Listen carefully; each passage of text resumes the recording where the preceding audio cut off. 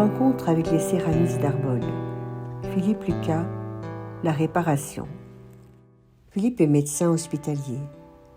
Son parcours de potier commence il y a une vingtaine d'années parce qu'il ressent le besoin de travailler manuellement et de s'évader dans la création.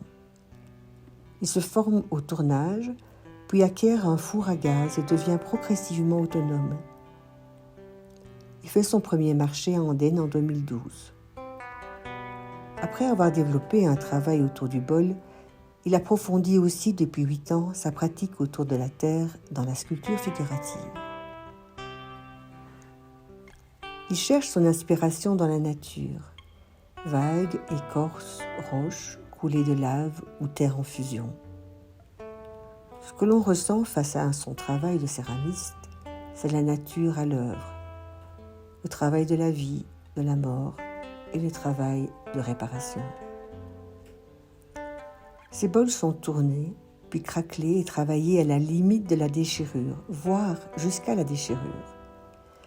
Ils sont réparés, accrus, avec de la derle, argile locale d'Andenne, dont le filon est presque épuisé. Les émaux, actuellement des rouges de cuivre intenses, apportent un contrepoint vibrant et soyeux aux aspérités. Son travail de sculpture, de longs corps comme des écorchés, est en quelque sorte une expression plus figurative de sa sensibilité. Ces deux aspects de son travail se répondent et s'enrichissent mutuellement. Sa maison-atelier est située à côté de Huy, dans la province de Liège, dans une petite combe arborée. L'atelier jouxte la maison. C'est un lieu clair, bois et baies vitrées, et bien organisé.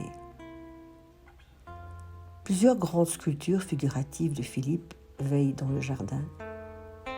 Dans son grenier, le trésor, des bols, des dizaines de bols.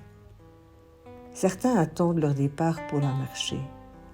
D'autres témoignent de la puissance et de l'évolution de son travail de potier. Philippe est une personne qui dégage une grande gentillesse. Il trace son sillon avec patience et rigueur.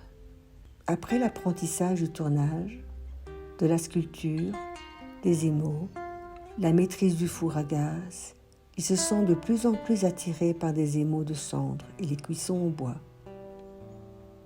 Il poursuit sa route tout en sachant que malgré l'acquisition d'une maîtrise technique, rien n'est jamais acquis en céramique.